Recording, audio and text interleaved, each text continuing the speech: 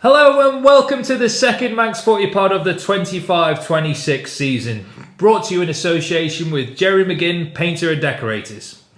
Making up the podcast back three this week is the Charles to my Eddie, Disco Dave Norton. Hi everyone. You alright, Dave? Good week? Not too bad, mate. Yeah, it's been a bit of a busy week in Manx football. It's been very busy, but we'll talk about that later. We don't want to give away too much too early, do we? Finally, there's no show without punch. Refreshed after a 2-week staycation, it's Tom Curfey. Hello. How are you? Good to be back. I'm fantastic. I feel refreshed. Do you? Not awful. After the week I'm born. So good.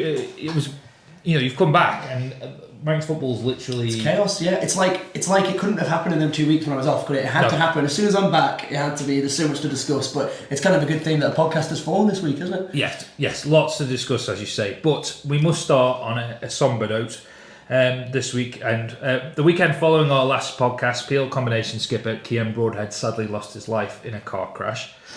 Tributes have flooded in from clubs across the island, and it's been heartening to see the Manx football community band together at such a tough time. Before we go any further, I just want to, I'm sure I say for all three of us, thoughts are with Kian's family at this difficult time.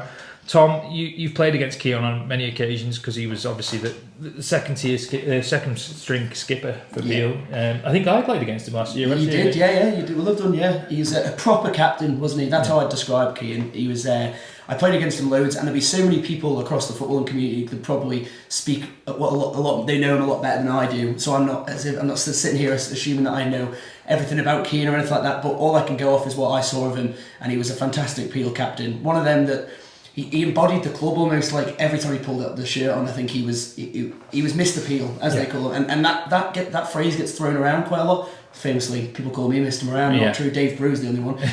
But I think that gets thrown around a lot where Kian was Mr. Peel. Like you'd see him in the Peel pubs later on. He'd talk to you about the Combi, talk to you about the first team. He cared so much for that club, and since the sad news that he's passed, I think it sums up how much he was loved. When not just the Peel Football Club, every club's come together, and people who've played against him, with him, or even half knew of him, have come together and said what a great lad he was. So I think it's been really nice to see in such an awful time, hasn't it? Before we go into the Peel tribute, I just want to say one of the nicest things I saw was actually just after his death was announced, St Mary's Alex Harrison, the current manager, put a lovely comment saying that they played Peel in pre-season, and St Mary's ended up down to 9 men for injuries and various reasons, and Kian just pulled on a shirt and so that St Mary's had at least had 10 on the park, and I thought that shows you what sort of a man he was. Exactly, that sums him up perfectly. A proper good guy, and he'll be missed in the footballing community, and also just the community in general. The whole of Peel, I think, are still good about it, and his funeral's obviously coming up, and that'll be a really emotional day, really emotional, and hopefully he gets the send off that he definitely deserves. Well, the Peel first team returned to action following Kian's sad passing against Braddon last Saturday and held a tribute to him before kick-off. Here's the words of club chairman Sean Dickinson. Today we meet to remember Kian Broadhead, a popular young man taken far too soon. Kian was a son, brother, friend, work colleague and teammate. He came through Peel's junior setup and became our well-respected Combi captain. He was a mentor to many young players finding their way in senior football and had the respect of everyone within the club. Considering today's weather and the amount of people here to remember Kian, it was a testament to the man he was. Kian's family, friends and the football club have been inundated with tributes to him from many areas, and the Manx football community has come together fantastically in the saddest of circumstances. In particular, we would like to extend a special welcome to Braddon and the Isle of Man FA today and thank them for the respect and kind words at this difficult time. Following a minute's silence signalled by the referee's whistle, the wreaths will be moved to the shed and Kian's tribute will remain there for the foreseeable. Best of luck to both teams today, and please play the game as Kian would have, wholeheartedly, with respect and with that massive smile on his face. Thank you.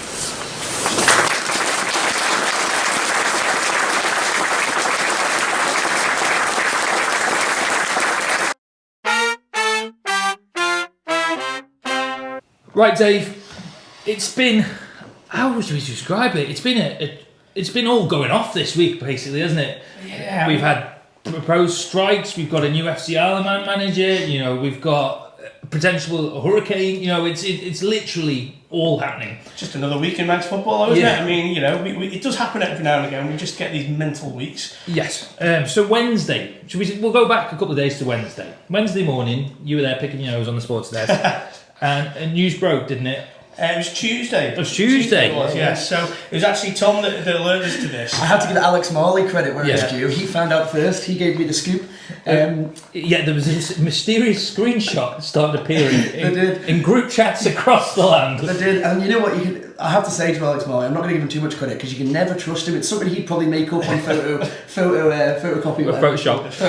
Photocopy that thing you have in the corner. And then you put Yeah, I got that in the end. Yeah. But yeah, it's something that I questioned, and you obviously don't know, and it's sometimes not easy to get an answer from the FA. It's sometimes not easy to find out exactly whether these things are true or not. Yeah. So we didn't run away with it straight away, did we, Dave? We did our research. We did our homework. Yeah. So we spoke to MEPS. Yeah. So hang on, I think we need to say what the screenshot was first. Yeah, so it showed the fixtures for the upcoming weekend, and it just had an abundance of no refs next to almost all the fixtures, bar 3, which I thought was hilarious because I love the idea that there's no games going on bar these 3, and this one guy's hungover going, "Why am I playing?" And everyone else isn't. But yeah. So it soon became clear, Dave. You got on the blower. Well, I say the blower. You started sending out emails and texts, didn't you? Yeah. Frantically.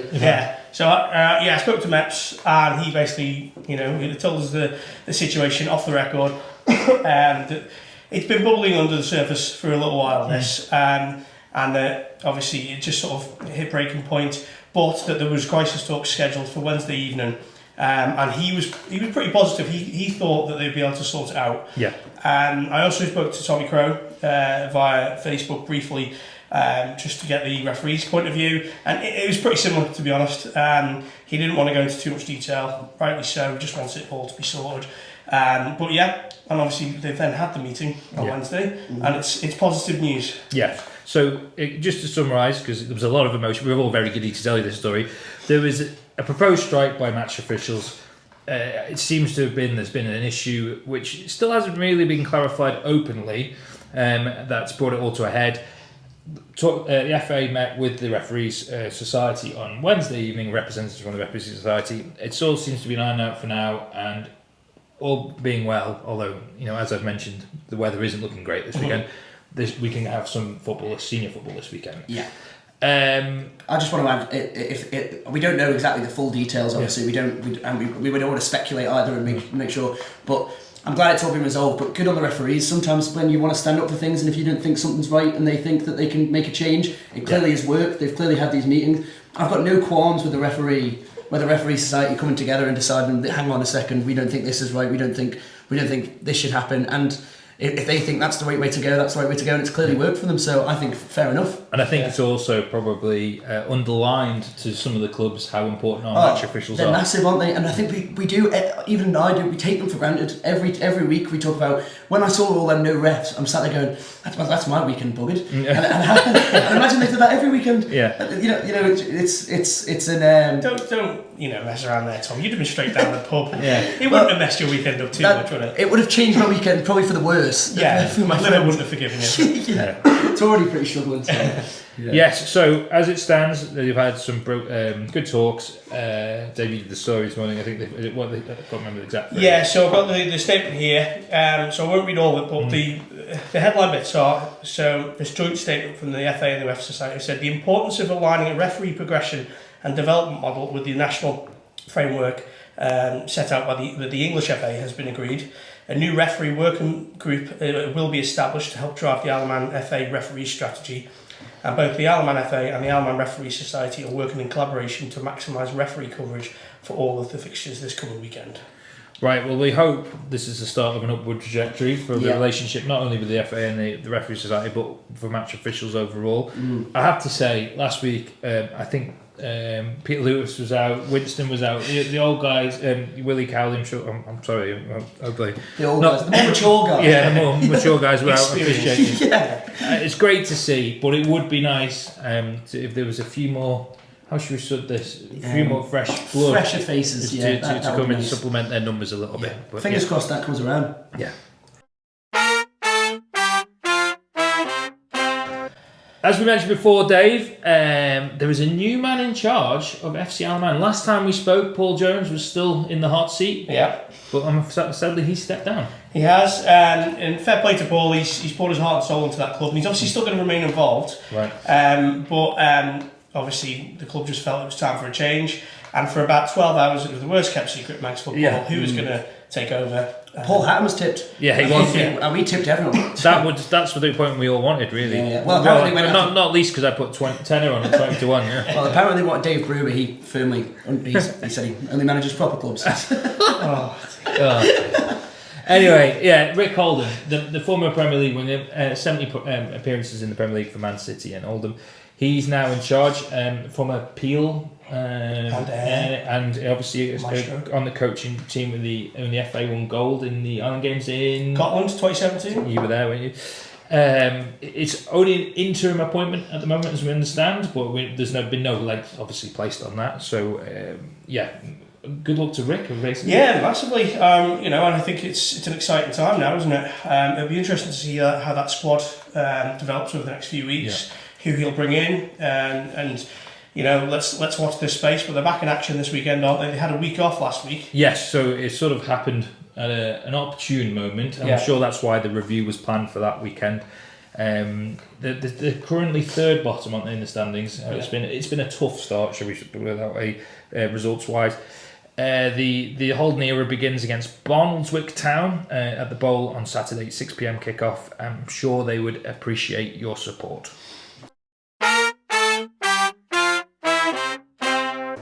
Right, Dave, this time last week we were stood in a field. I mean, where else would you want to be on a Friday lunchtime? On a beautiful Friday. It was a bit different to today. But there you go. So you called it team bonding. I called it CDP. Creative development. We went to Nobles Park because if you've been, I don't know if you've driven past Tom. There's I have. Ruddy, great big mounds of soil. It's crazy, isn't it? One second there's a grandstand with loads of people bustling around, Manx Grand Prix going on. The next minute you look over it and it's this massive track field. Yeah, it does resemble something out of a motocross a track at the moment. But don't give the youth of Douglas any ideas. Yeah. Basically, the top pitch closest to St Ninians, next to the grandstand return lane, is being developed at the moment. Douglas and District and the Douglas Council have come together to put £40,000, I believe, into the redevelopment of that pitch. It was always on the small side, shall we say? Tom, Yeah, I don't know if you ever played up there. I have played up there, small side and on an angle. On a slope. It genuinely mattered whether you were which side you'd start on. I felt like, but a proper Manx football ground, I have to say, and I'm delighted to see it again. I think the 2 steps from the byline into the box was always a bit of an issue if I was there. And I remember the ball consistently going onto Glenclutchery Road a few times. Yeah. It happens at Geordie's, but you've got to have a bigger kick. D&D, you could just kick it just a little clip, maybe just dink onto someone's car. Yeah, it was brilliant. Was it usually your clearances or your shots? Honestly, I can't kick it up for you, see, Dave, so it would have to be someone else. So Douglas Royal used to play there. Govs have played there. D&D have played there in the past. I think Dave reminded me. I think I said 2010 to 2018, but actually it was 2011. So they had 11 years there before moving to the Groves Road, Springfield Road, where they are now, and they've also had a season at the Bowl. Lest we forget when St Mary's didn't have a team. But if that grass could talk, some of the stories of that pitch. Quite seriously. Yeah. Well, it's gone now because they're hoping it will reseed in the next month or so, and they'll just start levelling it. We'll listen to. We spoke to obviously Manx Football Pod superfan Dave Matheson and Andrew Dosser, who both are on the committee at Douglas and District, about the new plans. But one of the headline facts for me is that they're going to bring that bottom corner, which you just alluded to, the mighty Nobles Park slope, is going to be brought up 2 metres. 2 metres. Which is crazy. Absolutely bonkers. It's going to be banked at that end. Yeah. Andrew, as you'll hear shortly, said that they've been promised it'll have less of a gradient than St James's Park as in Newcastle's Premier League pitch when it's finished. Yeah, that's amazing. And the standard of football will be the exact same as St James's Park. Precisely. Whether the Combi or first team are playing, it will be exactly the same. I'm absolutely made up for Dave and the D&D though in general, because the amount of work that they do. What a club D&D are, they're a proper club, aren't they? Yeah. So we'll hear more about it now, but I said they're really hopeful this will spark, hopefully get a few more players in. They said, one of the main reasons they've moved is, getting changed in the temporary facilities down at Pulrose is not great at the moment. And I'm hoping that gets resolved as well. That's another issue that we're hoping to see be fixed, basically. Yeah. So let's have a listen to what Dave and Andrew had to say now. Right, I'm delighted to say we're here outside of the Manx Footy Podcast HQ today for a bit of a momentous day, Dave. You know, Dave's behind the camera, so he's going to nod now. Oh, it's on a gimbal, it won't move, will it? Hopefully not. No. Yeah. Anyway, so we're at Nobles Park with a couple of D&D lads. Dave Matheson, Manx Footy Pod Superfan. How you doing, Dave? Good, Andy. How are you? I'm good, mate. It's nice to be out of the office, you know, and with Dave. You know, this counts as what do they call it? Bonding. Team bonding. Yeah. Nice to be on the road on the pod. Been on a few times, but we've never done an outdoor one. No. This is again we're breaking ground in many ways today. Excellent. And we're also joined by Andrew Dosser, another D&D legend, I'm led to believe. Andrew, you know, a bit of a exciting day because I say not only is there a big digger behind us digging what was your old pitch up, but we're going to talk about that in a minute. But it's actually nice weather for once. Yeah, it's getting a bit colder. You can tell the weather has turned, but yeah, come down to have a look at what they've done, and they've made a fantastic start. They've done a lot of work in a few weeks, and looking forward to it. Yeah, so this is very weird for me now, Dave, because it used to be when you've been in and done podcasts in the past, maybe not the most recent one, we just did audio, so we didn't have to worry. So we had to paint a picture with our words, didn't we? Yes. But now we're on the YouTube and we're getting a few hits. We have to now have the visual aspect. So I'm going to have to try and describe it for both platforms at the moment, but I'm stood what was your old pitch at the top of Nobles Park, just sort of next to the pit lane return for the TT fans amongst us. When did you move off here? Because you're down at Groves Road, sorry, I nearly got that wrong again. Yeah, so we've had a bit of a nomadic existence for the last few years. We've moved around. We've been down at Groves Road. This will be our 4th season down there now. We previously at the Bowl as well for a season before that, before St Mary's got back. So yeah, we've been down at the Groves Road for a few years now. So we came from Nobles Park originally. There was certain issues with the pitch. It was becoming a little bit dangerous. It was becoming smaller, etc. But hopefully the work that's getting done from now will resolve all of those issues. Yeah, so the digger noise, which we've already alluded to, and what Dave's mentioned is there is a tremendous amount of work being done on the pitch now, and you boys are coming home, Dave, aren't you? Yeah, that's how we're seeing it. Yeah, so we've actually been in discussion about developing Nobles Park with Douglas Council since 2018. So it's been a long old road, but we had to get certain agreements in place to make sure that we were doing the right thing, basically. So we've had a long road of trying to get where we are now, but we're really excited moving forward for the future. So Andrew, I was just, any of us who've played sport at Nobles Park at any point, even if it was the cross country and at St Ninians back in the day, the slope has been a feature of any sport. I remember playing rugby down the slope. You always wanted to win the coin toss, but the work that's getting done at the moment, that's going to sort of get rid of that, isn't it? Well, when I joined in 2018, there wasn't that much of a slope, but over the years it seemed to get worse and worse, and the pitch got smaller and smaller, and in the end it felt like you were playing on a massive hill. And what they've promised us is that the actual gradient that's going to be on this pitch is going to be less than what's at St James's Park, Newcastle. So, you can see the amount of soil that they're going to have to put in, and we've been told that down the far end is going to raise by about 2 metres. But hopefully by the end of it, there'll just be enough for drainage, and it'll be like playing on a wonderful flat grass pitch. Is that going to disadvantage you guys? Because you're used to playing, with this slope. Where the little bumps and the undulations are, don't you? Well, I think we had one of our best seasons when we were on the bowl on that flat carpet, and the pitch down at Groves Road is pretty flat. There is a little bit of a hill, but it is pretty flat, and we've played some nice football on it. I'm trying to remember which season was our best season, but we were definitely on that pitch for our best season that we've ever had. So, hopefully flat pitch, get rid of hoofball. Maybe we can actually play like Pep. Dave, now you're obviously making the decision to move away from Groves Road / Springfield Road. Obviously, for those that don't know, it's the pitch between the two, isn't it? It's not where Pulley and Dafka are playing their games at the bottom of the golf course. It's closer to the NSC, opposite the NSC, yeah. So the one that's in between the two roads, really. Yeah. But you've made the decision you want to move away from there. Yeah, it's a decision that we've well, number one, we wanted to be at Nobles Park. The facilities in the pavilion are fantastic, as you know. So we've wanted to stay based up here. The only reason we were moved away was because, as Dos described, the condition of the pitch was worsening. But with Groves Road, obviously the situation at the minute is our home teams are changing in porter cabins, the away teams are in the old police station. We're obviously across the road, there's a portaloo behind the bus stop, etc. So getting everything all in one area that will be D&D's home is the main objective. So as much as we did start off down in Pulrose, we were originally down at Groves Road, then Springfield Road, before moving to Nobles Park in 2010. That was brought upon by the NSC change room blocks being destroyed, so we moved up here. Luckily it coincided with Corinthians and Douglas Royal vacating up to Ballyfletcher, so we've been up here since 2010. But yeah, we've been down at Groves Road and they were looking at the new facilities up there, so there's still plans in place to get them sorted for Pulrose and Douglas Athletic. Obviously the big question will be this is still going to be Douglas Corporation's land, isn't it? Yeah. But you guys have put a lot of money into making this a reality, haven't you? Yes, we have, yeah. So it's something, I think everyone who's semi-aware of the club is, aware of the fundraising we do. We do our race nights, which you've obviously been to yourself. We do, we've got a club lottery where 25 people all put money in per month, and we do 3 draws a year. Will Gavin does a last man standing, which raises money for the club. So we have had to get funds together to do this. But yeah, we are putting money in. It is Douglas Corporation facilities, but people are wondering, why are we putting money into Douglas Council facilities when they're not ours?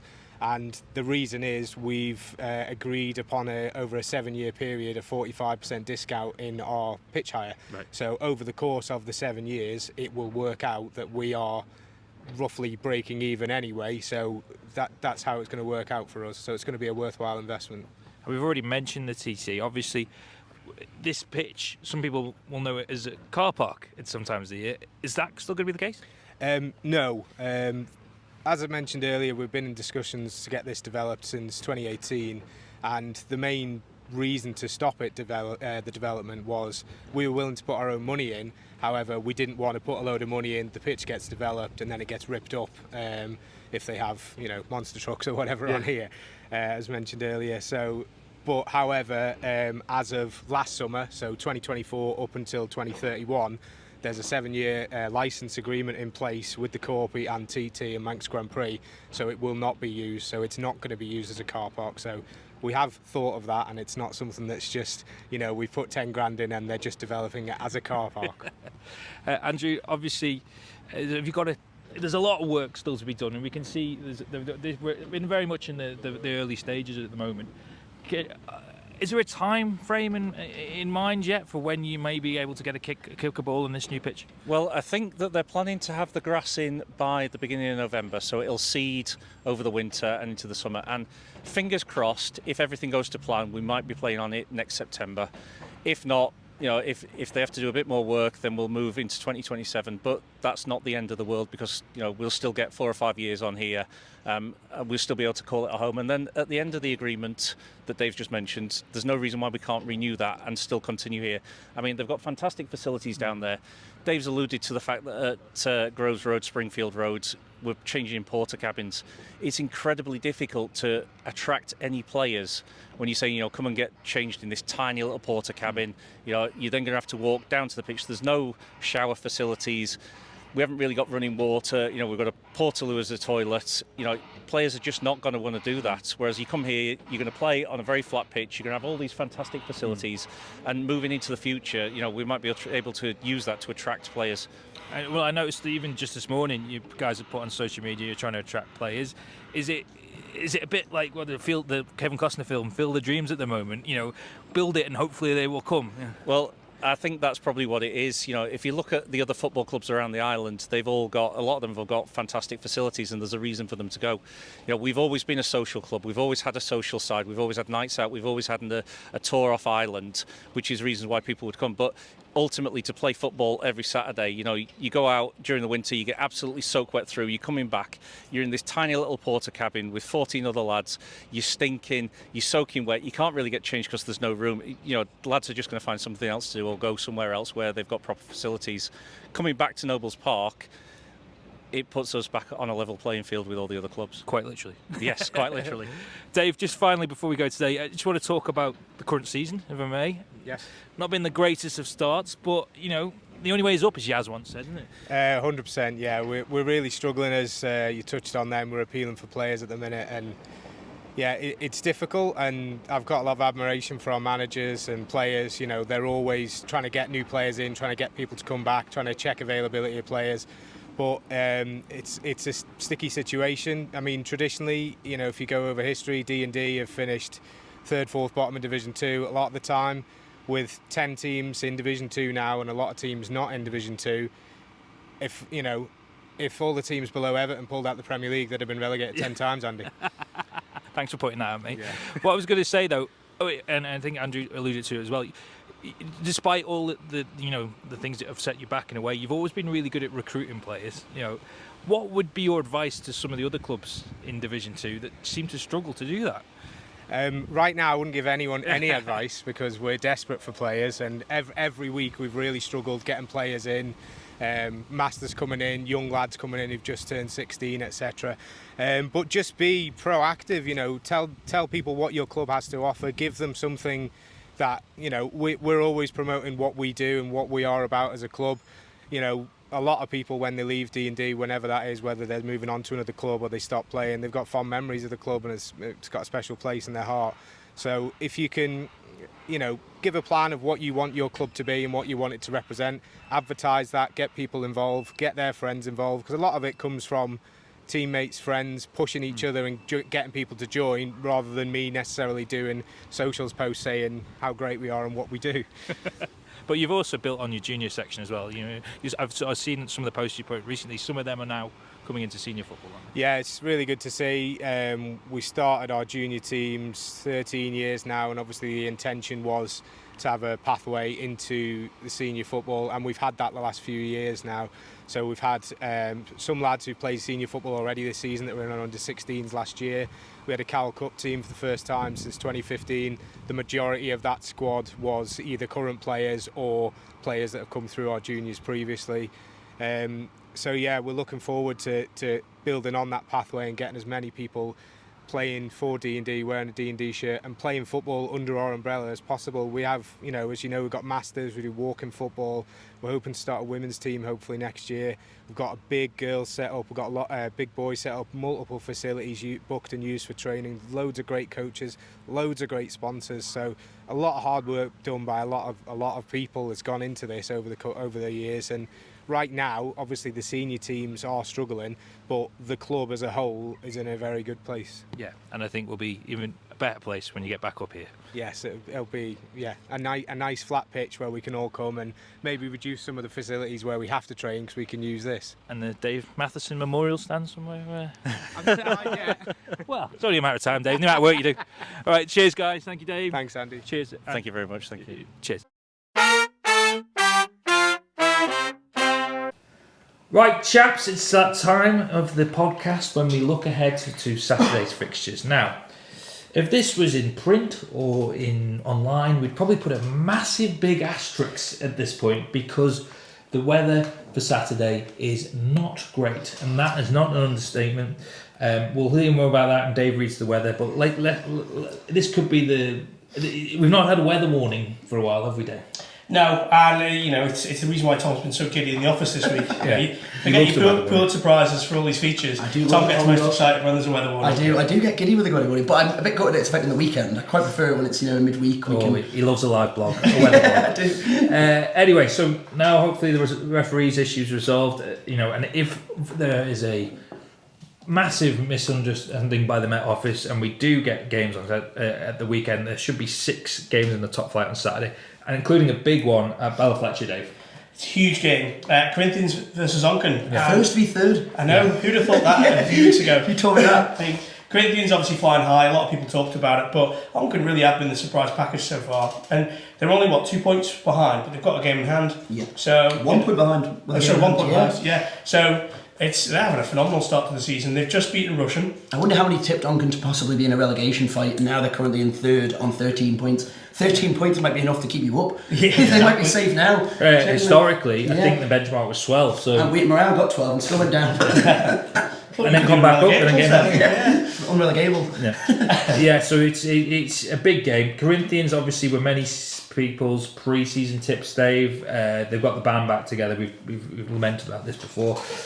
Lament's not the right word, but we've talked about it a bit before. Sorry, Sean Doyle, Luke Murray, it's a who's who of which was at the spine of the FCL man team up to a couple of seasons ago.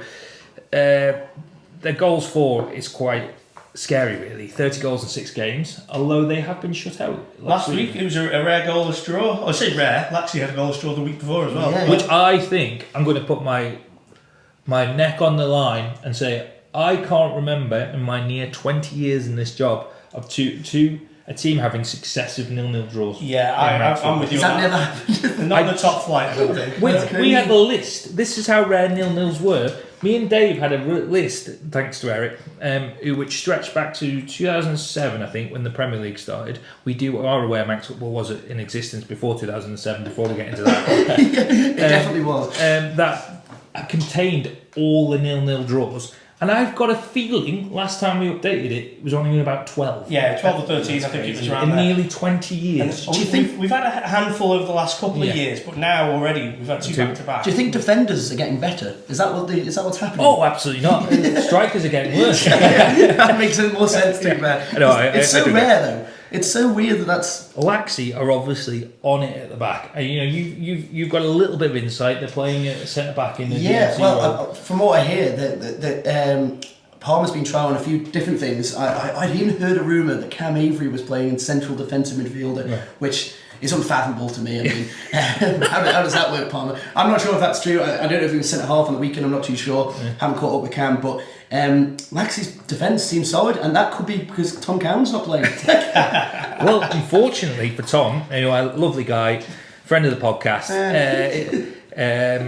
He has the 2 games he's missed. They've got clean sheets. So. Yeah, but then 2 without scoring. Maybe Tom could have been the difference from a corner or perhaps something like that. I think you're being a bit kind. I am being a bit kind. Yeah. Anyway, Corinthians. Time for everything there, Tom. Corinthians have still scored 30 goals in 6 games. Onken, not quite as prolific, just the 15 and 5. So still an average of 3 a game, which isn't too bad. Their star man, though, has been Tom Creer, hasn't it? Without doubt. He got 2 more goals last week against Russian in a 3-1 win. He got 2 against St Mary's at the game I was at a few weeks ago, and I think he got 2 against St John's. He's flying. He's certainly going to, on this rate, he's going to be a challenger for the Golden Boot. And he's had a great start to the season. They've not had easy games as well. They've played Russian, Ayr, and Ramsey, and St Mary's, and St Mary's, and St John's. That 5 fixtures. You look at them. I generally would have looked at them at the start of the season and said you're not getting points. Yeah. So it's a great run. The confidence is obviously with them. For Corinthians, Tom, we talk about their attacking Arsenal. I keep saying how many goals they've scored in 6 games. Yeah. For once, is it going to be how they keep him and Tom quiet? Yeah. Genuinely, it will be. And the thing is, for Corinthians, it's not necessarily about how good they're going to be like now and how many they can put 10 past Foxdale. They can do all that, but it's all about how long you do it during the season. The teams of the past that have won the Premier League, the top flight in Manx football. It's all about consistency and doing it week on week on week. And I think that'd be the message that the Corinthians boss is saying to them. It'll just be, you've got to do it no matter what team you're against. You've got to do the exact same thing again and again. Repeat, basically.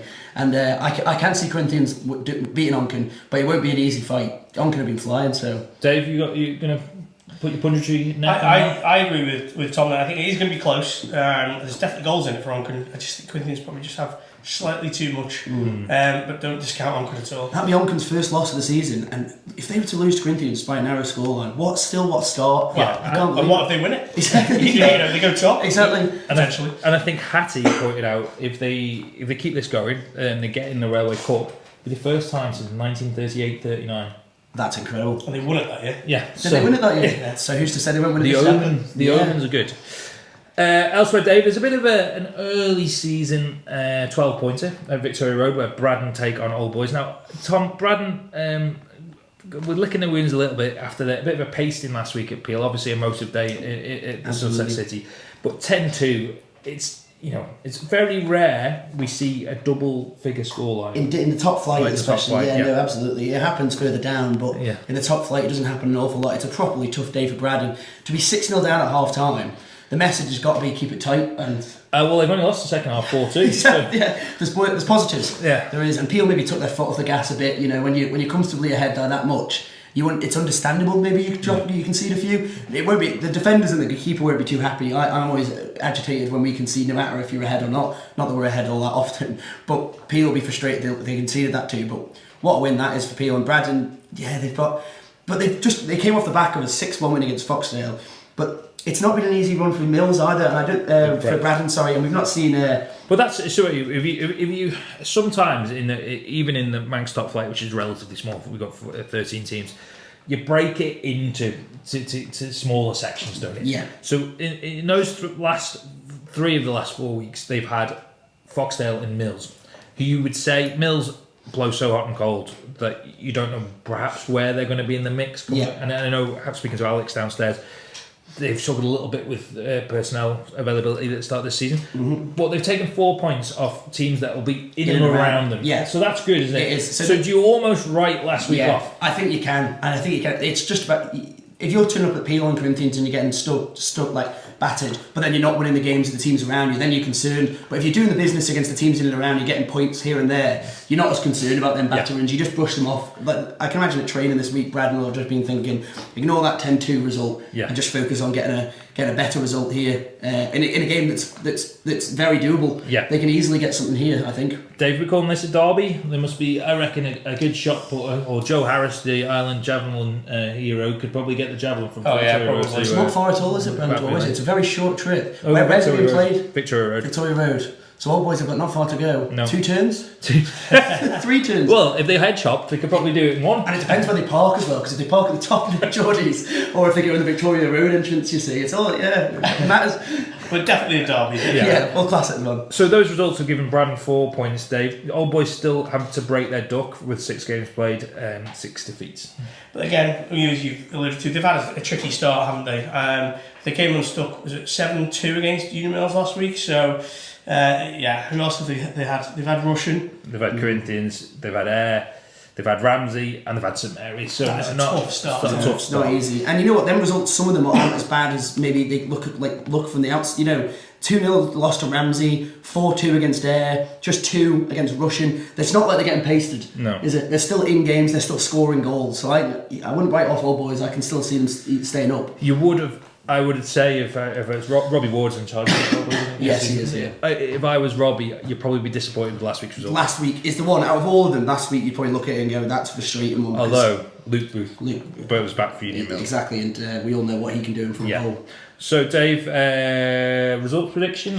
I'm going to go on my fence. I'm going to go for a draw. Well, it's funny you should talk about the fence, Dave. There it is. Right, so I'm I'm so glad this has finally been done. Yeah, the other week we were talking about it, and I thought, you know what, Dave needs a graphic for this fence sitting. So I'm trying to make, how do I make this full screen? Yeah, done well, I've only got 2 chins. That's our friends at ChatGPT. Yeah. So I don't know if you can see that. That's Dave painting his memorial fence. So if you're listening to this on audio, I recommend you hop over to our YouTube channel now, and then you can see the new Dave Norton memorial fence. I finally made it. Yes. You actually kind of need one, a real one. Do you like it? Yeah, I like it. It's good. I like it. Why's the dog? And did you ask for a dog? I didn't ask for a dog. I know listeners won't get Drinking this. a beer. Well, that's about right. I know listeners won't appreciate this, but if you take an inspiration from James Campbell with this... No, I haven't. No, that's a very niche reference. Listeners will surely know what that means. Yeah. Only Adam Norton will get that. Yes, so you're going to go... So you're going for a draw, Dave? Yes, certainly am. Tom? Oh, I'll go with a Braddon win just. I'm going to go for a Braddon win. Joel Ibanez winner. Joel Ibanez, we'll be calling winners yet. Yeah. Right, next game is let's take a trip to Union Mills actually, because we've talked about them already. They've had a bit of a mixed start to the season, but they take on a Laxey side that has impressed in recent weeks. 2-0 draws, which is unheard of. Yeah, but that's been married in with some other standout results, Dave, hasn't it? Certainly has. So are you saying there's going to be another goalless draw this weekend? Imagine they just could do that to the end of the season. That'd be amazing. Yeah, I'd love that. Yeah. They picked up win 1, 2, 3, 4 wins, so they're actually still unbeaten, aren't they? Exactly, and the fact that the 2 draws come against Russian and Corinthians teams, that the chances are they'll be in and around it in the season. They're not bad results at all, are they? And we also mentioned on the previous podcast, some of those wins have been when they've been reduced down to 10 men. Exactly. So there's obviously a good resilience about Laxey this season. Or a discipline issue. Yeah. Well, you can say that to Johnny Palmer, not me. Yeah, sorry, Johnny. But yeah, Uni Mills though, they'll be massively boosted by that win last week. Tyler Hughes got 4 goals, so the confidence should be back in the squad with that. But I would imagine this will be a game too far for Mills. I think Laxey will just have a bit too much. I can see Laxey finishing the day, well, maybe not with the goal difference. I was going to say I'd like to see them. I think we could see them finishing top of the league by the end of the weekend, but the goal difference I could see. They're still going to be level pegging on. They will, yeah, they will. If they beat Mills and Corinthians maybe age past Onken, they'd both be on 17 points. Now I'm getting a feeling of deja vu around Laxey though. Yeah. I feel like they always start the season really well and then fade quicker than old Ricardo up at the Unit 5. Not Unit 5, Barber Code. The Laxey thing's a tough one because speaking to Cowan and a few of the Laxey boys before the season, it was all about just improving, making it better. But I think when you find yourself in this situation it changes it massively. Even after only 6 games. I think it does. I don't think you're now looking and going, we want to get top 4 now. I think Laxey will be looking around and going, we could get something here. Well, I say only 6 games. That's the halfway point of the season. Which is crazy, isn't it? No, it's not. No, it's not. That's Quarter way through. There's my maths shining through again. Sorry, Mum. I do think a quarter way through the season, if you'll find yourselves joint top of the league, you automatically start thinking this is a good chance to win a title, especially with a Laxey team that have won the Hospital Cup in recent years, but they've just not been there. It's just the consistency. And in fairness to them, it's maybe even disrespect to them that they've not been up there towards the top of the league, because how many good teams have been up there? Like Peel won it. Like, it's hard to beat them teams. Massively. So I think... well, listen, they've proven they can beat anyone on the day. It's just getting that consistency. I think no one at Laxey will tell you this, but they'll be all thinking about a title this season. I think no one will admit that, but I think they'll all be thinking... I think Johnny Palmer would admit maybe he would, yeah. Maybe he would, yeah. We should ask him. Yeah. So I'm going to go Laxey win. You're going Laxey win. Laxey win. Right. Ayr United take on St Mary's this weekend, Andrew. Now, I was... those of you who follow my football career might know I play on Wednesday night at the St John's Mega Bowl, and St Mary's have been training with us after. Alex was down last night. They had good numbers. He said he was expecting a tough game this weekend, and as you can imagine, any game when you go to Andrews is tough. I did spot someone who didn't spot me. Oh, is it exclusive? I don't know if it's exclusive. It wasn't exclusive, but I thought if this player is available, it might, how should I put this, change things slightly. Okay. Can we find out who it is? I'm teasing you. Okay. The goat himself. Which one? Steedo. Oh, no way. He was trained. Steve Priestnell was training last night. Now, he may only just be turning the legs over because I know he's a fan of veterans football now. Yeah, he's tearing up there. We've said before, and he is one of the most naturally gifted finishers the Manx football's ever seen. His movement was unbelievable. If they get him back, that's massive. 300 goals? Something. Him and Packer. That's a proper Manx football legend, would you go as far as to say. So, I think... that's a big shot in the arm if they get him playing. Yeah, huge. The confidence that... I may be putting 2 and 2 together and getting 7. Well, we'll see. But that's what football journalism is half the time, isn't it? Yeah, put a Richie Ramona's got nothing on you. Exactly. These rumours. I have to say though, I think Mary's have been unlucky this season. Just looking at their results, they've not lost a game. They've lost the last 4. Everyone's been by 1 goal. Right. So it's not like they've been nowhere near the races. Look at that. Look at that. They love a 3-2. They love a 3-2. Or probably actually hate a 3-2. Yeah, but that's remarkable. And a few of them have been late, I'm aware of. A few of them have been the late. Onken one was the last minute. Exactly. So Mary's are not... They're not off it, and especially if they bring Priestnell back in. Who's to say that they can't get something at Ayr who've not been flying themselves, really? No, I think they are 11th and 7th respectively. 5 points between the two. They've on the back of this 2-2 draw to Johners. Ayr are obviously slightly higher at the moment, having played a game more. Yeah, I think this will be a good game. I do. I just feel... I think people... Well, I might be wrong. Players, can obviously put your... insight in here. I feel like there's a bit of a mental block about travelling to Andrews. There certainly is. Even if you're travelling from Ramsey. Yeah, too far. Yeah. It's too north. I genuinely don't know how the Russian players do it. No, especially the midweek games. You know when it's like midweek, you finish work at 5. You just finished work at 3 and you still won't be there. Exactly. And I can't, even though I've done it at that trip so many times to either watch the first team, play in a combi, whatever, I still don't know where I'm going. Yeah. Every single road, I normally take a wrong turn somewhere. I always try and find the shop in Andrews, you know, that small little shop. I still am like... Is that even open on Saturdays? I'm not sure. Honestly, that... so yeah, once you locate the pub, I think you're in a good way, near the Grosvenor. Well, you just never go beyond that then. Yeah. Sorry lads, I'm unavailable. Yeah. But yeah, it's... I do think travelling to Ayr is probably the hardest way. Do you think? I think so, in Manx football. That or Ramsey. But it obviously depends where you are. I always thought Michael away was a tough game as well, because that wind off the coast. Yeah, they're closest to the football pitch to the city. Talk back to when we... Another Christmas special.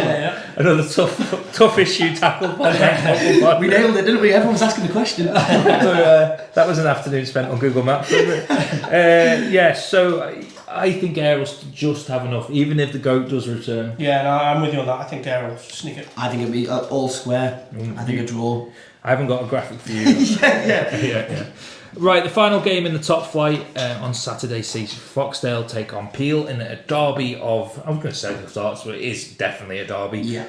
Billy Goat Park, so we can call that one game off now. Yeah, let's not talk about it. But it's been a tough season for Foxdale. They lost their best reserve left back at the weekend, didn't they? They did. Barton Beaumont has officially left the Isle of Man. He's on his travels to New Zealand. I'm sure he'll be listening wherever he is. But he's got off to move to New Zealand. I don't think permanently. I think he'll be back, but he's going to explore the other side of the world. Yeah. But I was thinking to myself on this trip we went on the weekend, do you reckon he's the only person in the world to pack up his things in Foxdale and move to New Zealand? Probably not. Do you reckon? No, well, if you think about Foxdale, historically, forgive me, listeners, as we go down this particular cul-de-sac.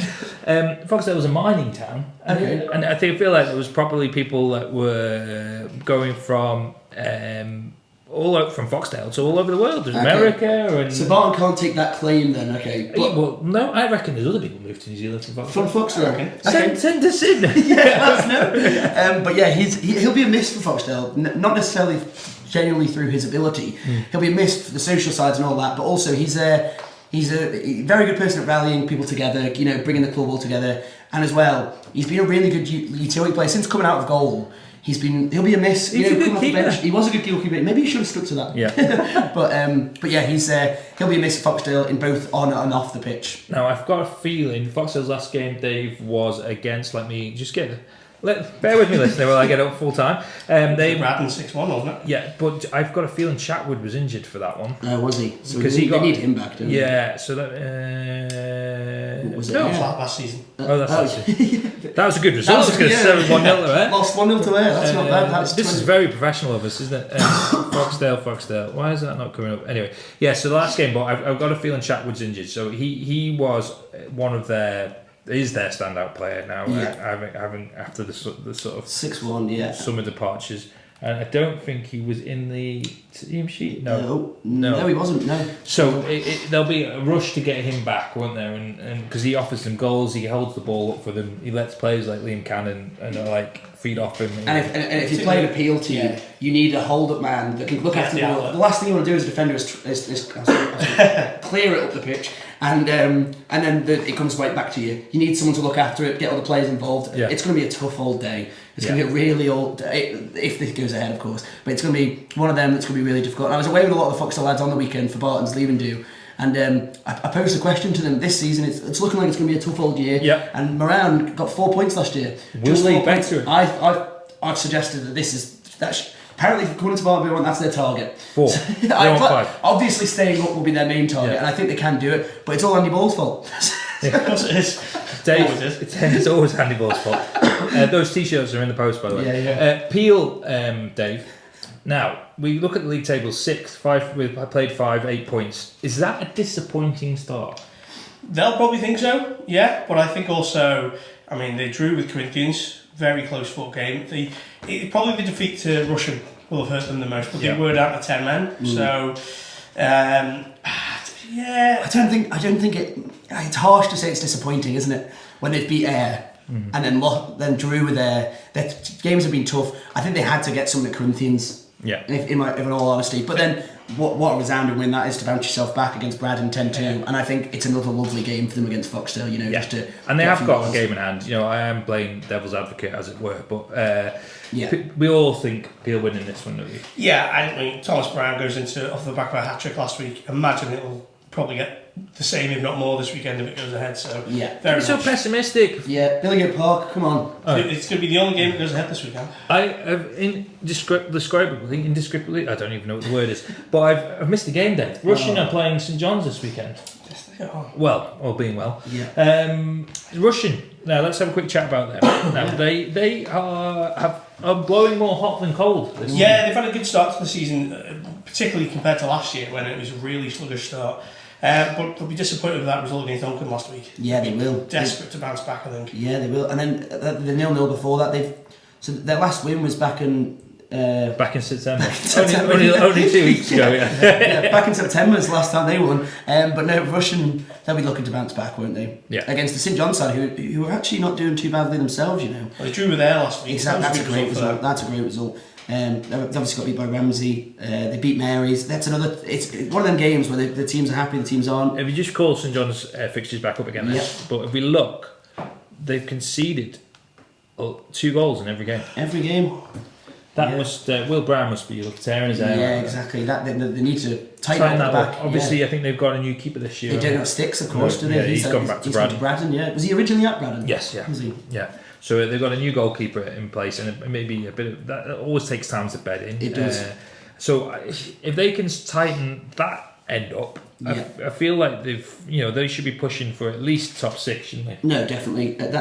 It's a tough one to call, this game. And you look who was amongst the scorers last week for St John's. Dean Lees, massive player for them as well. Yeah. And Callum Taggart. And both, Cal as well, yeah. Both Cal obviously played for FCR Man in pre-season.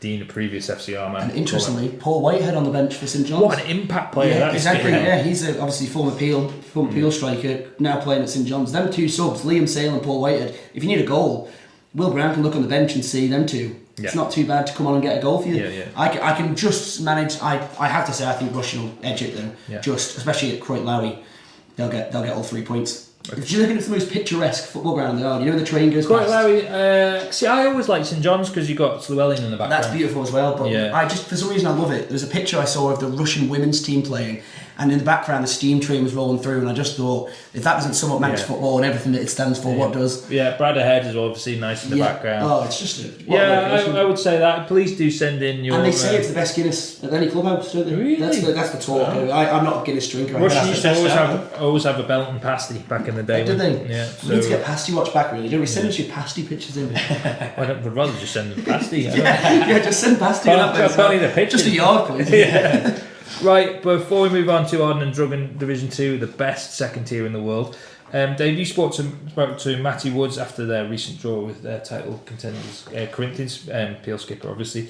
This obviously was, you spoke to Matty before Kian sad passing, so but he was talking more about the season as a whole, wasn't he? Yeah, he was. I mean, he was talking about their performance against Corinthians, which was good. They battled back from being goal down, so a lot of positives from that game. And yeah, I think there's just a general feeling of positivity going forward for the whole season. I think they're quite happy with how things are going. So we'll have lessons to that now. Matty, thanks for taking the time to talk to us. Hard-fought point that you did well to come back from a goal down against Corinthians. Are you pleased? Yeah, I think. I mean, a point is okay. Based on the previous results we've had, we were really striving for a win here, and I think walking out, back into the changing rooms, we were upbeat because we got that goal back. But I think we'll look back and reflect, actually, do you know what, we probably should have won the game. We had the majority of possession in the second half. I think we tried to play some really good football, and I really like Peter, the referee. I don't want to be too contentious, but there was a couple of moments in the game that I think were penalties. We've had a good debate at the end. He's reasonable, but I feel pretty hard done by with the point, and would have liked the 3, but that's football. I think that also shows you guys are reigning champions. It's that mentality. Yeah. I think if to go up against the form side of the Premier League, and I know it's only early doors, but to get a point and you're still disappointed with it, I think. Yeah, 100%. And credit to like Corinthians, because they've got a great team this year. We knew it was going to be a tough game, and they've got a lot of height, particularly with Sean and Luke going back to Corinthians, plus, Stewie, you've got Burnsy there, some great aerial players, but I think we dealt with that really well, and we showed actually that we're probably, I think, a little bit better footballing team. Yeah. So you touched on it before, but you played really well, particularly that first half. I thought you started on the front foot, and you didn't really let them settle for a while, and then obviously when they get the opening goal, they then have a few chances, and all of a sudden the momentum's with them. Yeah. But then again, second half, you regrouped and you went again, and you got the goal you deserved. Yeah, I think their goal was a lapse in concentration. We should have got out to the ball sooner, and balls come in, it's hit the crossbar, it's rebounded, it's gone in. It's one of those sloppy goals.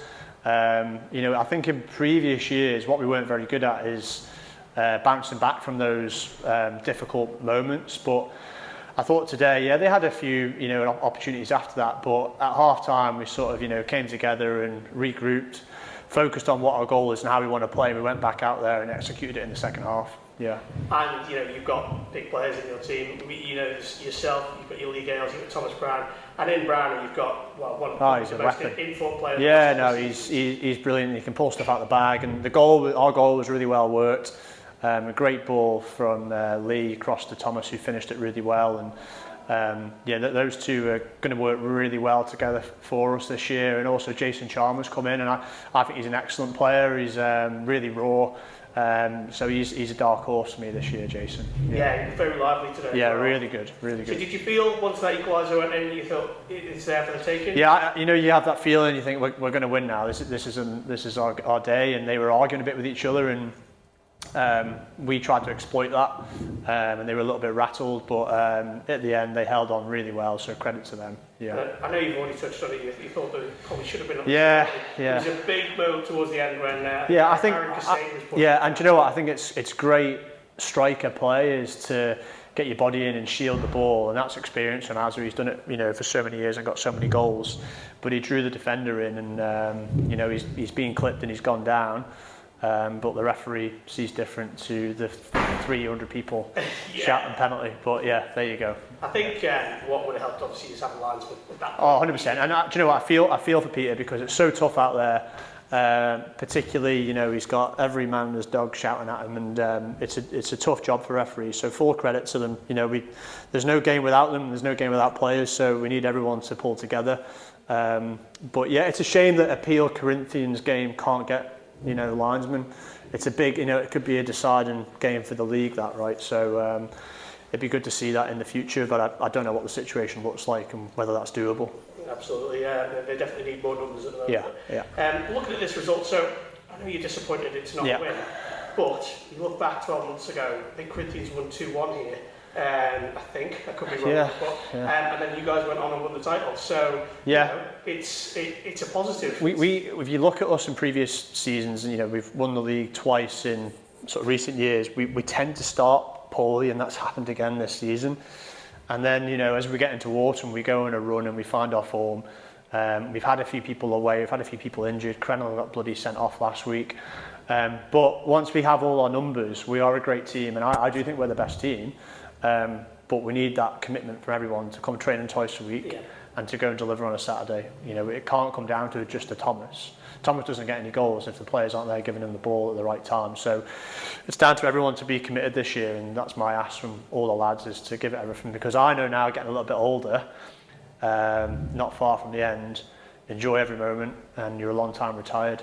So, well, just a moment to talk about yourself here. I know just before we came on air, we had a chat, and congratulations were in order, because you're now a new dad. I am, yeah. But only a couple of weeks old, so I mean, I think you said you only had a couple of hours sleep, a few hours sleep. To come out and play a high intensity game like that. Yeah, it's great, and the football I love, and I'll play as long as I can. But it's a new experience at home now, and Mrs. is doing superbly with it, and she's feeding. So it's not all my responsibility at night, but I can't help but wake up and get bothered by the crying and try and feel like I'm adding some assistance, which I'm not. But it's tough going out there with 5 hours kit. But yeah, it's well worth it. So yeah. Future Peel women's captain in the making? Or? Maybe, you never know. I won't push her into football, but yeah, whatever she wants to do, she can do. Yeah. Cool.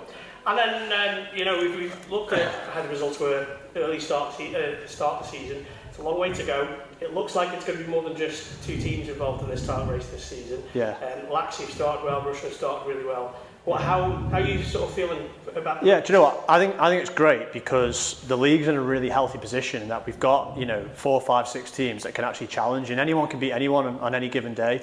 And we've not had that, when people talk about football 10, 15 years ago, but actually there's only 2 or 3 teams that are really dominating. And now anyone can win. And I think that's a good thing. And maybe FC Alaman, that's a good thing that it's brought. And I wouldn't say FC Alaman has the best 11 players at the league every week. So actually the league's really competitive. So I think, local football, although there's sometimes a bit of sort of glass, half empty type mentality, I actually think looking at the first division, which is in a really healthy spot. I know it's more challenging in the leagues below, but I think people should be more positive about it. And if you're positive and you positive energy, things get better. So let's not be negative about things, and let's like I always think anyone listens to this or watches, like I've been on Peel committee for 5, 6 seasons until I've just had the baby. I've stepped down, but like give back to your club. And if everyone does a little bit, then clubs will survive and more people will take part. It's as simple as that. Don't just take from that club, give back. Absolutely. Yeah. And speaking of positivity, we're obviously going into this season off the back of good performances from the Alaman FA side in Orkney, and you were a big part of that with the men's team. And how was the whole experience? Unbelievable, absolutely loved it. Loved working with Bassi and Rick Holden, who's back to his old self. He's top form. I loved it, and the players were fantastic. Again, we felt a bit hard done by coming home with the bronze, but we played 1 extra game than every other team in the tournament, and that's what I think cost us. It's really difficult playing 5 games in 4 days. Everyone else played 4 games. No, hang on, is that right? 5 games? Yeah, we played in 4 days. Everyone else has 4 games in 5 days. Yeah, so it was really tough. But there's loads of things to work on, and we'll see what happens in the future on that. Yeah. Absolutely. Well, thanks very much for your time there, Matty. Brilliant. Thank you. Stuff. Cheers, Good luck Dave. for the rest of the season. Thanks. Right, there is 4 game is in Arden and Drugan Division 2 this weekend to look at, chaps. Tom has got that excited he's had to take his fleece off. And I understand why, because there's a big game in the south, isn't there? Maloo versus Colby. And we really could have done with sometimes I look around the office and just think all we need is a southern football expert. Yeah. It's annoying that we can't find one. There's not one there. Well, the one we had is seemingly in semi-retirement. Yeah, So Mr. Island life over there. Yeah. Claims he doesn't know anything about Manx football at all. It's sad, really. Adam Morton, Yeah. still got his playing shirt Yeah. in the background, number 8, just doesn't want to come into the podcast. He doesn't. No. He's busy at work downstairs while we're talking about Manx football. Yeah. Probably in hiding ahead of this weekend's game. It's going to be It's tasty. a big one, isn't it? Yeah. Yeah, so let's Colby though. Big result last weekend, Tom. Yeah, I did think we record a podcast 2 weeks in a row. Moran got beat twice comfortably. And I thought, why does this have to happen? But yeah, I can't say much about the game. I wasn't there. I was away. But a result that probably I think no one really expected. I'm not just saying that from a Moran perspective. We also have been nipping top. Yeah, exactly. 4 goals, 5-1 to Colby. And now that throws Colby right in the talk of promotion, doesn't it? Well, the top 2, Castor and Colby, both undefeated. Castor with a perfect record, 5 from 5. Colby have got 4 wins, 2 draws from their 6. They've got building a bit of a cushion, Dave. I know Pulley have got games in hand, Moran have got games in hand, but it's 5 points the difference at the moment. That's massive already. And I mean, we talked about before about momentum, and that's huge. And we talked about Laxey. They might start be thinking about going for a title push or whatever. Colby will be doing exactly the same now. I do think though it's a slightly different in Division 2 because everyone plays each other 3 times. Yeah. I think like in Div 1, because you're playing each other twice, and you manage to scrape a result against them 2 teams twice, you don't have to worry about them playing again. I think this, with a 10 team league, I think what's to say Moran won't beat Colby 5-1 the next time. Yeah. Opponents Maloo, who host Saturday's fixture, they missed double check that. Yeah, they're a home team on Saturday. Dave first defeat of the season last week against Douglas Royal. Royal were tipped heavily. They've lost a couple of players already. So they're maybe a bit disappointed with that result. Yeah, they will be, particularly coming off the back of a big win the week before against D&D. I think as well, their standout result of the season so far has been that win over Youthie on the opening day. And, you know, that's almost a statement result that early in the season. But yeah, I think as you say, going down 4-1 to World, that'll sting, so they'll be keen to bounce back. Yeah. Paul Whitley, Michael Pardew. Well, this is the other thing. Not Pardew, but Whitley and Jay Gandy will be playing against the old clubs. That add a little bit of tastiness to this fixture. Is Adam going down, or are we not sure? He said he might go down, which is, who knows what that means. But anyway, support from Adam as always. But yeah, I think this will be a really good game if it goes ahead. I think Colby will just edge it, but I feel it's got all the hallmarks of a classic derby tie. I'd say the same. Colby just, but it'll be really tight, and I think there'll be a lot of goals. Yeah. I think if Adam does go down, he'll be banished from the ground. I think he'll go a little bit crazy on the touchline. We'll have to get take his top down. Yeah, that's it. Full Colby colours, shorts and shin pads on and everything. Dave, you? Yeah, no, I think close might be a red card on this one, but I think Colby will just edge it. I like the call for a red card. Current league leaders Castletown take on relegated St George's at the stadium this weekend. Now, did anyone have Castletown? No. As this out and out. Just went under the radar. Absolutely fly. But I think in a way, I just look at these results. They've scored at least five in every game. That no one had this coming. That shock result completely. That's when I think people started to maybe take Castletown a bit more seriously. A 10-1 win against a Royals team that I picked to go up, like with the players they signed. I know they lost a few in the end, and maybe some players have gone back to their former clubs. But 10-1, the fact they've not had a game where they've not scored five. This is why it's Europe's best league. Exactly. That front three, four, whatever it is at Castletown must be absolutely ecstatic. Well, Alex Crawley seems to be having a bit of an Indian summer. He's scoring for fun. Let's have a look. Have we got player totals here? Look. Well, I'll see if I can find out how many. Pad for me, Dave. Will I find out how many goals Alex Crawley scored this season? Well, no, do we think that Castletown can stay the course then? They've had such a good start. Yeah. Do we think that that's them for the season? They can be there or thereabouts? I can't see why not. I can't see why not. Alex Crawley's got 11 and 5. That's a good start. You do not want to, if you're a defender for St George's, you do not want to be coming up against an Alex Crawley this weekend, do you? No, and St George's themselves are struggling. They played 3, lost 3. Well, in fairness, played 3, maybe that's a bit of an unfair, but the fact that the losses are the concerning parts, aren't they? Even Moran have beaten them. Bloody hell. But you would never, that is a tough start to life back in Div 2. You know, you got Royally with heavily tipped. Moran, obviously, were relegated with them, and Pulley, who were also tipped in that promotion mix. So it's not been the easiest start. No, they will. They'll be fine, Geordies. They won't. Their league position now will not reflect where they'll finish at the end of the season. It's just transitional, isn't it? It is. Yeah. What frustrates me with St George's, they're terrible at updating who's played for full time. Right? They've done once this season. Yeah.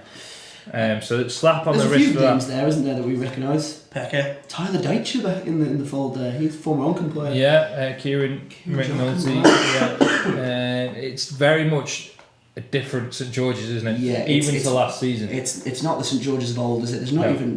You know, their names where you just look at St George's and they're just synonymous with the club. Yeah. There's not many of them anymore in there, is there? Apart from Pecker, you'd say. Yeah. So Chris Kelly, if it's the full So it's a transitional period for St George's. A club that's obviously been so successful, and massive clubs like this on the island often have these blips. Yeah. Like we see Jim's State now. Jim's are a huge football club on the Isle of Man, and they're going through I'd say quite a long rough patch. But I don't know if you saw the comments on our YouTube from the last podcast. We were getting a bit of heat for apparently abusing gyms regularly. Well, us, it's Adam Moore. I feel like we corrected that last time, but obviously. Dave will touch on them in Combi Corner, but they're flying at the moment. Yeah, and a full respect to gyms as well for keeping the club alive. And another pitch I quite like playing at, Tramode. Really? I quite enjoy that, which is weird because not everyone does. And they move it around all the time. I know they do. And also, did you know that they were the first club in the Manx Football to have floodlights? Oh really? And the ones that are just lying on the ground and aren't used, obviously. But apparently that's a stat I heard recently. Pop quiz. Don't have a go at me if it's not true. Yeah. But I'm fairly sure that's accurate. And Yeah, I don't know how we got onto gyms, by the way. Yeah. Where have we It's gone? just the way this podcast often goes. So I think we're all low. So this weekend, just going back to that fixture, cast down win. Yeah, home win. a comfortable cast down win. Now, one of the other teams, aside from St George's, the other team, aside from St George's, on 0 points so far from 6 games is Douglas and District. Obviously, we talked to the boys earlier in the podcast about their proposed return to, not proposed, it's going to happen, their return to Nobles Park. Dave, 6 from 6, minus 29 goal difference. They take on Govs, who are only a point better off. Could this be the definitely weekend? could be. Yeah, absolutely could be. We should caveat it that they are looking for players. We alluded to it before that the club they're desperate for numbers really. It's been a tough start to the season. There's no sugarcoating it. But we always say this with D&D. They've always got a result in them. Yeah. And this will be the one. They'll have targeted this the Yeah. last couple of weeks, and they'll look at this and think, yeah, we can definitely hit the ground running now. Govs have had a bit of a tough time, haven't they? Yeah, but Govs, I was going to say, a new spot on the Manx football map, because they've moved from back up to Bemmerhaig, Yeah. but not on the Astro. not on the Bemmer Bowl. Which was pretty cool to play on, to be fair. It was weird. You're joking, No, I mate. did enjoy it. I'm just thinking that was a cool away day that was. Yeah. But yeah, Until the ball bounced too. Yeah.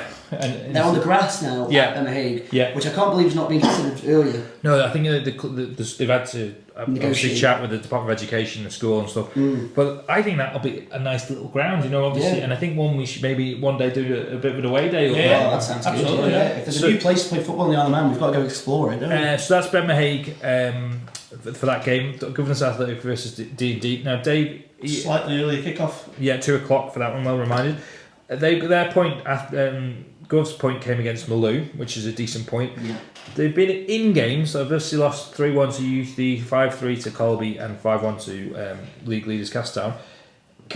Will they be favourites for this one just because of the amount of goals they've scored this but season? I think both of them will be looking at it going, this is the game we want to win. Yeah. So it's really difficult when two teams who are desperate to beat each other because they know that's the one game they can probably get a result. It makes it for a really good show, and so I can see a draw. I'm with you on that, Joe. Go for it. The David Norton Memorial event, so go for it.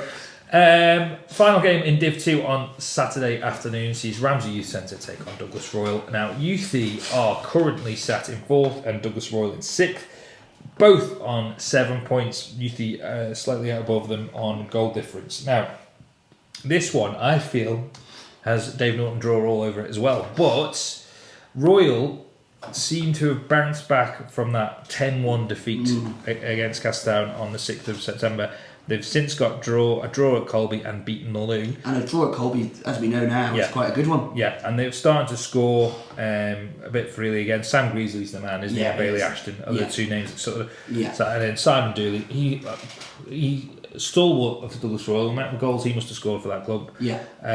They've got goal scorers there. It may be just at the back that they need to tighten up. Yeah. Opponents, Youthy, Dave. Now, they're, as I say, similar record. Good win over D&D last time. 3-1 win over Govs the week before that. And then a loss to Maloo and a draw with Colby on the opening day, which, again, that now looks like a good result, doesn't it? It does. Is it unfair to call Rycob like the nearly men for a few years now? It feels they sort of seem to always be bumbling under, like sort of 5th, 4th place in that division. Yeah. There was a time not that long ago where I think they missed out on promotion on goal difference. Yeah, and then last year they were really close again. And without look, if I didn't have the league table in front of me and someone said where are Rycob in the league, I'd have guessed 4th. Yes. And they're 4th. Yeah. So, but they are to be fair, they got 2 games in hand on the top 2. Yeah. But they got 7 points behind.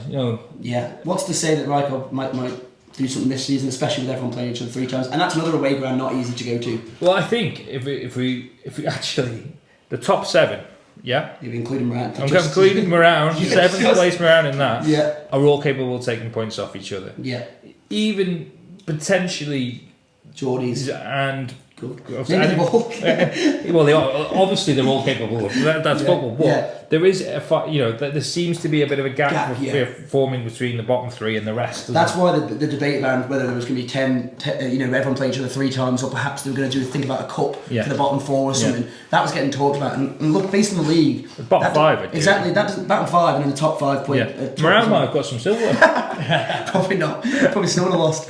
But that was talked about, and that was a really interesting proposal and something I thought was a good idea. Yeah, I think that's a nice idea. Yeah, rather than everyone play each other 3 times, which we know. I know Neppy said he's going to he believes he can get them all in, but we might be playing till June. Yeah. The TT might come around. Yeah. It's going to be a tough old season. I'd love to know the process, and maybe this is where we can lean into your knowledge and perhaps talk to Helen about it. How that third game is slotted in. Yeah, it's and difficult. How do the clubs decide who plays the home game? Yeah, or not even that, but who when that they've got we've not got enough players for that weekend, or sorry, it was down to 3 weeks, so X, Y, and Z are away. Exactly, it's not easy, is it? D&D have already played Castellan twice. Lost both games 5-0 at home. Yeah. Consistency is brilliant, but I've not seen many of the other third games, shall we call them, slotting in. Yeah, exactly. Like, for example, Moran are free this week, but there's not a team to play that's available to play. So it's going to be such a logistical nightmare for them. But what I don't want to see is people coming out of the woodwork at clubs suggesting that this is not going to work and stuff. Meppy's put something in place that he's tried his best to get to work, and the clubs vote for it. There can be no debate when the clubs have all said yes to it. Yeah. Or I don't know the exact vote, obviously, but it was basically enough clubs said yes. And in theory, anyway, when you get to into the new year, when the cup competitions start, we'll start to have a couple of weekends there. Because that's another concern. Gold Cup, where does that squeeze in? It's going to be not easy, is it, to get all these games in Div 2 in, and to play 27 games in a season is a lot. Isn't it? It's a hell of a lot. It's a lot. And if you want a free week to go and spend time shopping with the missus, it's not going to happen, is it? So, right, results in that one, chaps. What are we going for? I'm going for a draw. I'm going to go for a Rycob win. Yeah, I think I'll go for a draw as well. I may as well. No, not you, Dave. Now that you've come up with the matchup, I'm going to have to go back to all these draws. Yeah. Right, my second favourite bit of the podcast, Combi, come on. Thanks, mate. So Ramsey continued their flying start to the Canada Life Combination 1 season with an emphatic 8-1 victory over St Mary's at Ballaclone, led by a Ryan Kelly hat-trick. There was also a goal fest at Balfletcher where Laxia edged past Corinthians by the odd goal in an 11, the Miners winning 6-5, typical Manx football score. Yeah. But there were even more goals at Gary Moore, where Old Boys hit double figures in a 10-3 victory over Union Mills, while Pedro Cardoso's hat-trick helped fire St John's to an 8-2 win at United. And there was a big result at Croydon where Russian got the better of reigning champions Oncran 4-0. In Ardman Juggling Combination 2, Paul Rose are now 5 wins from 5 and sit top, but their latest victory came via a walkover against St George's, who couldn't field the team. Douglas Athletic are their nearest challengers after thumping Castletown 8-2 at the stadium, thanks largely to a Will Penhulrich hat-trick. Not bad considering he was spotted out and about fairly drunk on Friday night. Douglas Royal and Yuki both hit double figures as they recorded 12-2 and 11-1 wins over Malone and D&D respectively. There was a close contest at the Station Fields where the Morton Curfew derby ended in Tom's favour, Moran winning 4-3 at Colby. Yeah. Indeed, the reports of Tom's celebrations getting out of hand in Liverpool and Hall and Oates being on repeat at Concert Square. I can confirm that's true, we didn't know the result yet. And speaking of Adam Morton, the other game in Combi 2 saw Jims continue their fine start to the season with a comprehensive 8-3 victory at home to Michael United. Jims are doing well, aren't they, in the Combi? I like it. Up to 4th, 3 wins from 6, yeah. It's good to see. Hopefully they can build and get a first team back. The only concern I have is that the fact that the top 4 consist of 2 teams that only have combinations. That's the only slight gripe I have with it. It's like, I understand that clubs have got to try their best to get back in, but I don't think you want to see a team that's just got a Combi in the league. Yeah. I don't think you do. I think we want to I don't know. That'll be another rant for another day. Right, we've thought about it, we've alluded to it. This is possibly the most important Dave reads the weather of the season. So far. Yeah. So no doubt most people are already aware, but Storm Amy is set to hit the island on Friday, bringing with it gale to severe gale force winds, plus the possibility of some localised flooding. It'll be slightly brighter on Saturday, but still very windy with a risk of travel disruption. So it's anyone's guess how many games will actually go ahead. It's got Sophia Platt on Saturday, isn't it? And I just coughed in between. I'm annoyed at myself. I feel like I'm the Dave Norton of the podcast now. I'm coughing. The irony wasn't lost. Right, that's it for this week's podcast.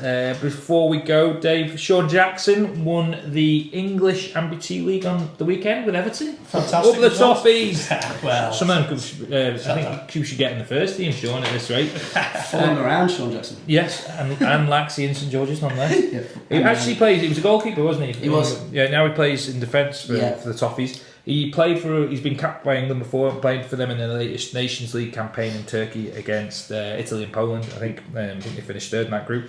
But yeah, that means that the Toffees retain the title and are now in the Champions League next year. fantastic stuff. So it's brilliant for Sean. Brilliant advertisement for amputee football.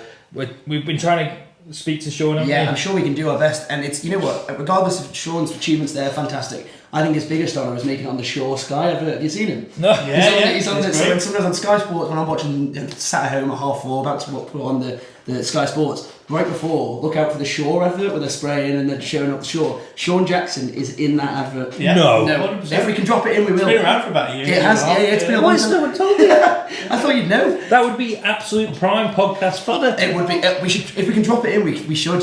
I'm not sure if we can just nick. Who Shore. else would you have Manx footballers in a Shore advert? Oh, that suggests they smell though. Oh no, the ref. What's his name? What? Where are you going with this one? Yeah, I was going to go Peter Lewis. I think he'd be amazing as a ref, blowing a whistle and giving a decision. I think it's got to be comedy rather than actual entertainment. Right, I It's feel rather like than- we're going to have a watch along for the Shore. The Shore. I thought you were talking about Shore Mobile, so it's Shore deodorant. Sean Deoden. Sean's in the advert before. Is that the he one was- with like Raheem Sterling and stuff? Yeah. Well, that's Gillette, that you're thinking. yeah. Other shape. I think it is Shaw. I don't want to say I'm wrong, but No, is it's it? definitely Shaw. Yeah, because I've seen him before, and I'm sat at home and I'm thinking, I played with him, and I'm sat at home in my dressing gown, and he's on a Shaw advert. Well, it just makes you think about your life, doesn't it? Yeah. It was. But anyway, right, well, we might insert a clip, depending on copyright laws, about that, of Sean in the shower. No, it's not. I don't think he's in the shower now. Thank God for that, yeah. But, well, we've got to get him on now to ask about that and nothing else. Not, Don't talk about the amputee league. just talk about his Shaw advert. Right, until next time. It's off for now.